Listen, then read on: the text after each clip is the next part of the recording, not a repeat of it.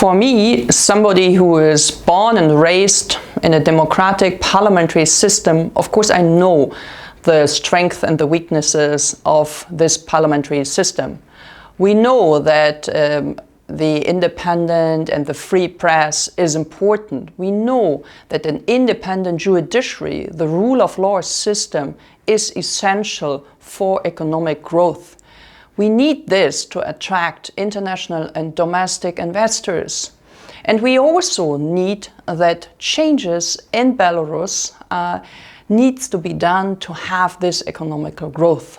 But on the other hand, we see that Lukashenko is not really willing to have a constitutional reform, which matters. The only thing which matters in this respect is that the new so-called reform would keep him in power. This is kind of misleading. This is betraying his own people, and this is dangerous in the same moment.